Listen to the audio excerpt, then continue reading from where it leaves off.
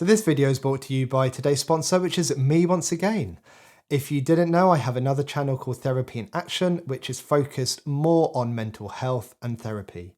It's pretty new. It's a work in progress. It's growing. I have so many plans for that channel: mental health information, therapy skills and exercises for anxiety, for depression, for trauma. There's lots of content about my PhD on the way.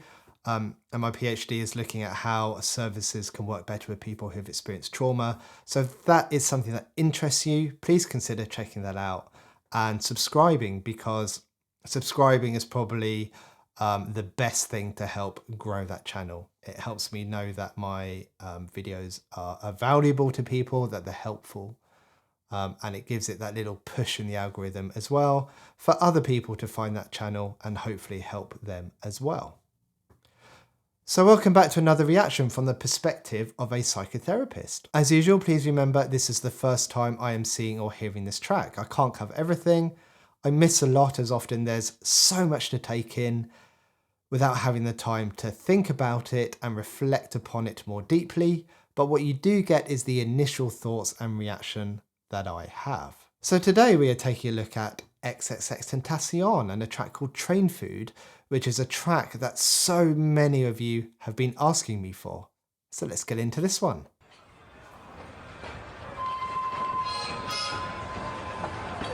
Sounds like a train station.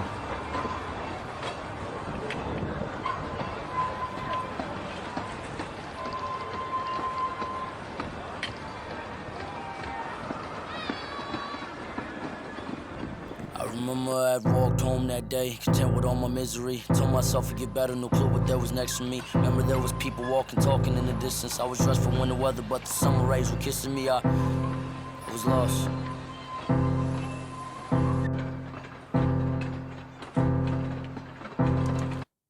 So it sounds like X has realized that he may have made some mistakes in his life, maybe some decisions up to this point that he's not proud of, and told himself he would make things better. And then he says he remembers things happening around him, people going about their business, and he's dressed for the cold, but the sun's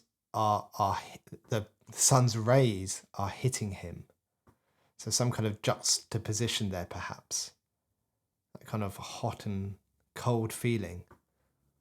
Or maybe not even a literal sun ray, as sometimes you get on chilly days and the sun comes out and warms him up a bit, but maybe a metaphorical sun ray, so a glimmer of hope. Things are improving, things are getting better and warming up.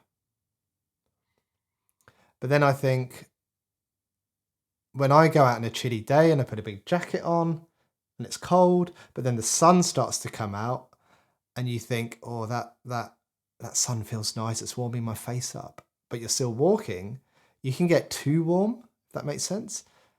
You can get a bit kind of stuffy in the jacket, kind of clammy, and it makes you feel really uncomfortable, maybe a little bit irritated, maybe a little bit unsettled. He says he was lost.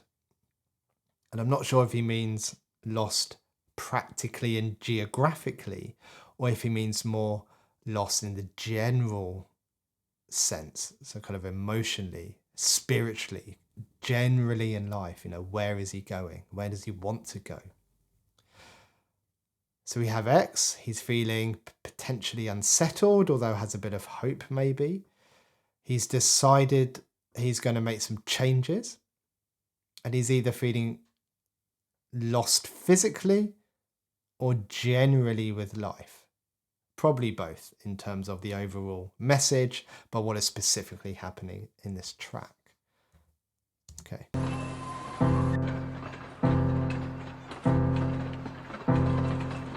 So I took a different path.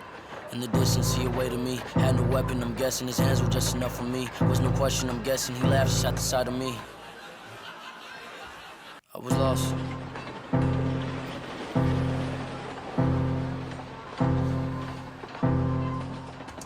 So he's taken a different path. Again, is this an actual physical path he is taking, or a more general path in life? I'm assuming he's talking about both. He said before he was trying to make things better. So did he try and take a different life path to try and improve things, make different decisions? And he's talking about someone waiting for him, someone who is strong enough, powerful enough, in fact, so much more powerful that he just laughs at the sight of X. You know, he doesn't need any kind of weapon to take him on. And again, we get that really kind of sad tone of, I was lost. Is that lost in the sense of just not knowing what to do? Lost in that sense of feeling helpless and hopeless? This reminds me a bit about the track that I did recently where he meets the devil and how vulnerable you can be when you are feeling lost. And he thinking about that, X talks a lot about kind of spiritual beings. I don't know if that's the right way to phrase that. So maybe this is something similar, that this isn't a real person, but a metaphorical person, or someone he has conjured up himself.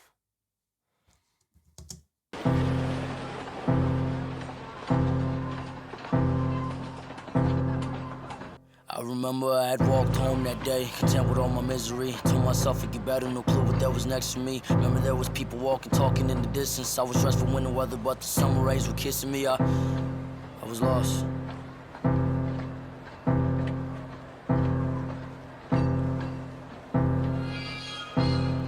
And there he was.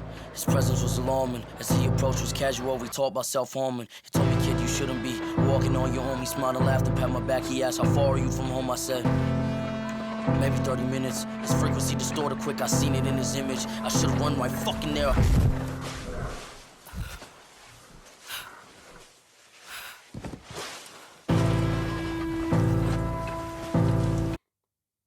So this person has approached acting casual, but talking about how X has maybe hurt himself in the past. So he's either assumed that, or he knows X, not intimately, but knows what X has kind of done. So bringing up painful memories. Why? Bringing up distress.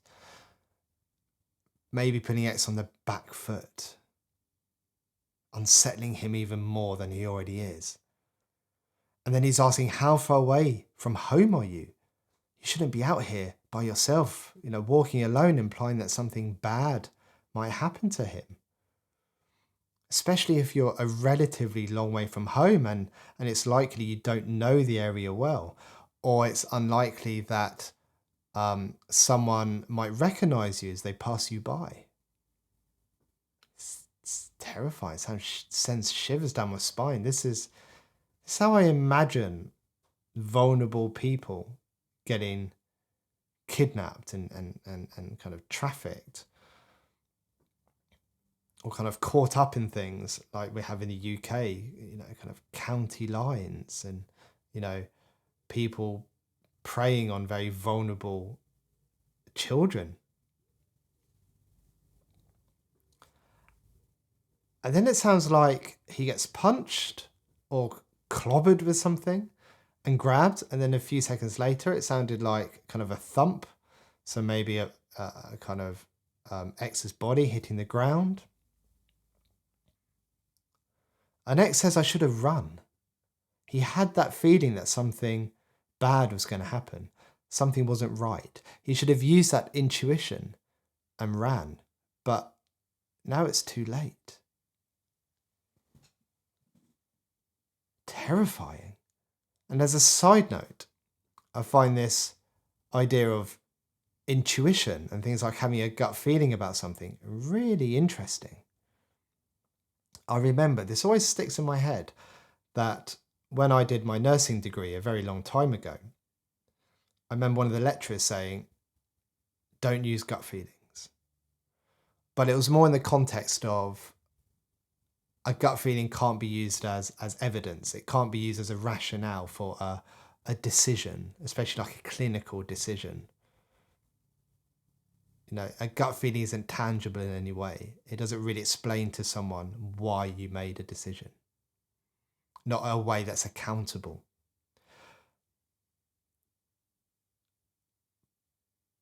But to me, it's the body's way of saying or signaling that something isn't right. Something that hasn't quite come to your awareness, as in consciously. It hasn't gone through the prefrontal cortex for decision making and to intellectualize what's going on. It's far more primitive than that. I think the brain has made some connections of the situation in the background outside of your awareness, because it's always scanning, it's always looking for threats to keep you safe.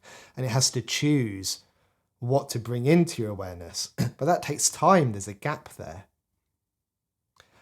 And I think in that gap, when it's trying to bring it to your awareness, that it comes through the body, that unsettling feeling, that feeling that people often get in their gut, I think it's important to recognize those things. That's why we spend time in therapy naming what's going on in our bodies when we feel a certain way. It's all a message about what's going on for us in that moment. And we should listen to those messages, and we should learn how to use them. Okay, so what we have here on perhaps a surface level is X walking somewhere he doesn't know well. He's lost, he's feeling unsettled. He's made a decision that his life is going to change. The sun rays have come out, so he's maybe feeling a little bit of hope.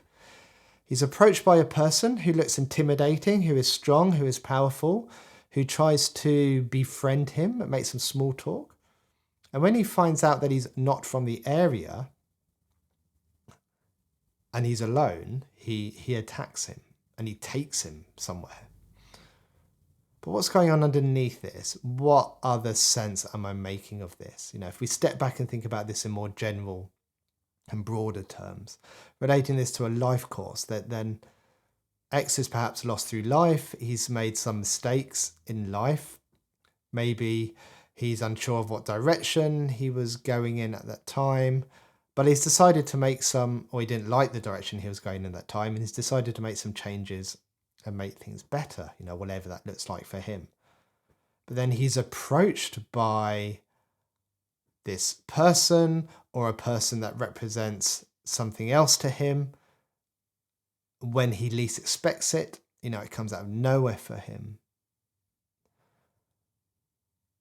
And it takes him. He's left it perhaps too late now to make these changes. Let's see where he ends up.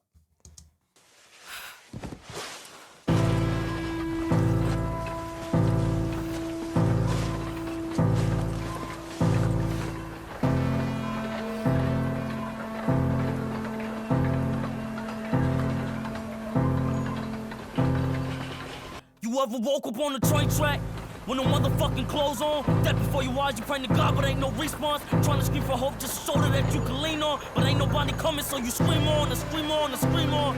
While the evil fuck laugh at you. What a change in tone. Before he sounded low, flat, hopeless. But now he's either anger, fear, mix of the two. I don't think I've ever heard X talk like this before, or especially kind of rap like this before. That before your eyes, you praying to God, but ain't no response. Trying to scream for hope, just a shoulder that you can lean on. But ain't nobody coming, so you scream on and scream on and scream on. While the evil fuck laugh at you. Train getting closer, you still surprised that he battered you. Tears falling harder and harder, minutes get minuscule. Could've had a son or a daughter, now what you finna do? You finna die here on this straight track, cause clearly He's been tied to a train track, naked. What? And there's nothing he can do. Praying isn't going to get him out of this. Shouting for help doesn't seem like it's going to work. All he can do is scream. He's completely trapped. And I'm guessing he's going to die. I'm guessing a train's going to come. And there's a line about he could have had a child. So in in that moment, just before the end, he's thinking about all the things he could have done or could have had and didn't or hadn't. Could have had a son or a daughter, now what you finna do? You finna die here on this straight track, cause clearly after death ain't no way you can find your way back. Thinking about your previous memories going way back. All them fucking dreams by the diamond chain in the Maybach. Now your time finally up. Ask yourself the final question, is you going down the up? So he's saying the same thing here. He's thinking about all of his memories going well back, a bit like when people say their life flashes before their eyes. He's talking about dreams about having nice jewellery and nice cars. And I can't tell here if he's saying, I didn't get all of those things I wanted. I didn't get all of that wealth I wanted. That would show I was successful. I was successful in the music industry. I was successful in life. Or if he is thinking, why was I dreaming about those things? Because right now, they don't matter. Earlier on, he was talking about he could have had a family. Maybe his priorities were kind of in the wrong place all the time. Now your time finally up. Ask yourself the final question, is you going down the up? Recollecting all the moments that you never gave a fuck. Now it's here, death has now arrived, time's finally up.